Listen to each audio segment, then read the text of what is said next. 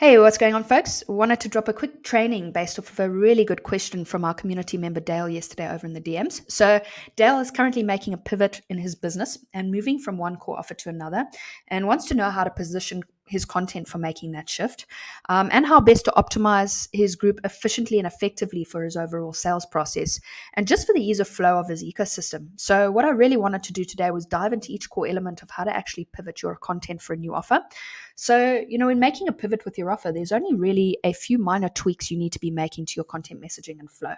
What's really important is to let your audience, your current audience, know you're going in a new direction so that they're not left confused and with no clarity as to why you're making that shift. It could be really confusing to someone, that's been following your journey for a while, where you've actually been selling specific offers and services, and you go a completely new direction without letting them know, hey, I'm actually moving. Like Dale's case, for example, he actually sells copywriting services and is moving into affiliate marketing. It's really good for them to understand that shift. So, what I've done is broken down a few recommendations on how to get things in flow so that when you make that pivot to a new offer, your current audience can continue on that journey with you, and your new audience have the first few steps to take in your process. So, first things first, what you really want to do is create and optimize your group for your primary focus online. Definitely one of the steps I wish I would have taken a little bit more seriously from the beginning. I just didn't have clarity around how to build it out and how best to utilize it for my audience. So you can find your group optimization guide in the guide section just to make sure everything is in place and that your membership questions are actually created in a way to build your email list. God forbid tomorrow Facebook breaks and we don't have a place to house our clients anymore. We really want to be able to stay connected with our leads and our clients. So having an email list is really a massive asset. And also to gather market research. It's a really good tool to optimize your questions in a way where you know exactly what content to create for your audience, what challenges they're facing, so that when you segue into the DMs, the conversation's a lot warmer from the start. So why is a group such an important part of your ecosystem? So if you're selling high ticket products, the customer journey is going to be a lot longer than if you're selling low ticket items, right? So, if you have a course or a product that's $7 or $15, there's not a lot in it for folks to lose if it's not something that can specifically help them. Whereas if it's a high ticket product, folks really need to understand that it's actually going to serve their needs, and that it can help them get from a specific part of pain to a specific point of pleasure. So they really need to have clarity around that, So every single lead that enters your world will actually be at a different level of awareness and fall into different buckets of the customer journey. So the group really gives a way to nurture them through the different phases of the overall sales process. If you have someone who comes into your world who's brand new, they're going to want to know exactly how things work, exactly how to get things set up, what the investment costs will be. They really need clarity over a longer period of time as to how this would actually work for them. Whereas if someone's been in the online game for a while and they're looking for a specific solution, their level of awareness is already raised. They know the right types of questions to ask you to figure out if this will work for them. And so, the customer journey becomes a little bit slower from the time they enter your world to the time they actually become a buyer. And for them to do that, they really need to build a solid relationship with you before they actually pull the trigger and send you the details to the checkout. So, like I mentioned before, building an email list is your biggest asset online, and there's no better way to do that organically than with a Facebook group and without any need for any tech skills or ad spend or anything like that. And a group gives you a house where you can nurture your audience through that sales process for the long term, and will help not only retain your audience, right, but to also send them as you grow and evolve in your brand. As you start to learn different parts of the business process. You start to learn different things that you enjoy in the business, and at different stages, you could always bring in different offers, different products, different services. And so it's always a good place to house folks so that they can continue along this journey of documentation and as you grow things out. So number 2 is really just to have a good look at your content creation and flow between your Facebook profile and your group. So like I said, when making a pivot, I would really recommend your current audience know how and why you're making changes in your business. So what you really want to start doing on your profile is let folks know what you're going to be doing as you make this shift. If you are going to start leveraging your group, if you are going to start really leveraging short form video, whatever parts of the process are going to change, let them know what you're going to be doing in that process. Okay. Let them know how your business is going to be structured. Again, you're going to have a group. This is the way you're going to run things. This is the type, this is the type of things that are actually happening. You can really break down who it's going to be for and equally who it's not going to be for. I think it's really important not just to pre-sell folks on the type of people you actually want to be working with, but you can really do a good job at weeding out all of the freebie seekers and tire kickers, etc., just by actually talking about who your offer is not going to be for as well. Okay. And also just why you're pivoting and changing direction. What's changed in your life? Why is affiliate marketing or, the next part of your business, why are you actually making that change? What's in it for you?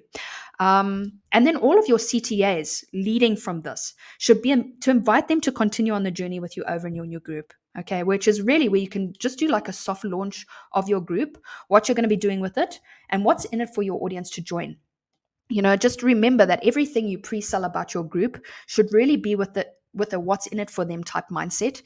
Folks will really need to understand that you have what they need and always need to be led to the next steps of your sales process, right? So everything you do on your profile should take your lead into that next step, which ideally is going to be your group while you build it out. So all external content that you're creating across all platforms should really just be pointing at your group.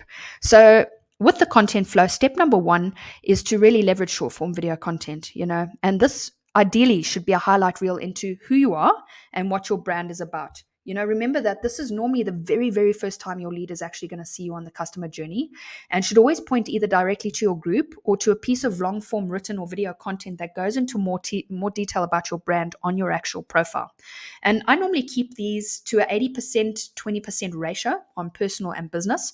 So folks will see a lot more of my personal life and things that are going on in like the background of my world, on my reels, and then they're getting more of me, more of my business and everything in the long form content. And your audience need to get to know exactly who you are, right? What is it that you know? What's your background? Have you been in business before? Are you trying to get out of a 9 to 5? Things like that. What is it you like about online business? What is it you dislike about online business, right? What your values are, who you like to work with, who you don't like to work with, which we spoke about earlier. What you find funny, what pisses you off, how you actually help folks and why you help folks. It's really just purely insights into your world, and really does a good job at pre-selling on you.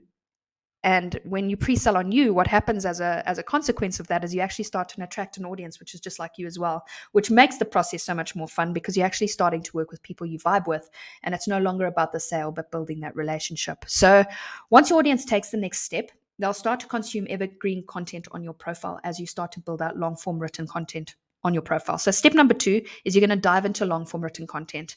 And this is going to be an even more in-depth look at what is actually happening in real time in your business, right? So you can start sharing insights, tips and tricks, personal and business wins. They do not have to be monetary. You'll see I talk a lot about I do ultra marathons. I talk about that. I talk about wins with actually spending time with my family. I talk about the fact that I've got flexibility to be out in the mountains and to do more travel. Those are all wins. People don't just want to know about the financial things that come with building an online business. It's also about how that's going to make them feel. How it's going to move them from whatever pain they're experiencing to have pleasure back in their life. So really important to share not just the monetary wins, but more importantly, the non-monetary wins in your personal and business wins, as well as your client and student wins. Or, if you don't have client or student wins yet, you can even leverage community wins of whatever sort of business you're part of. And, the wins people are experiencing in that way.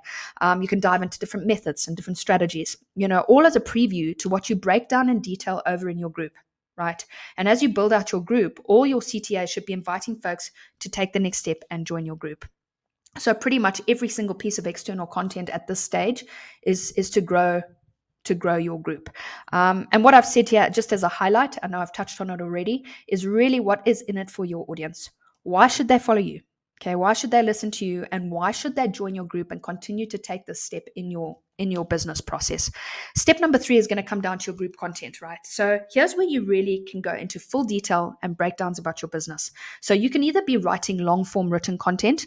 I normally go for, I can go 2 or 3 times the length of what I'm actually doing on my profile, just depending on what I'm diving on, and really gives folks an even more intimate view at my personal life and my actual business life and all the processes that are happening.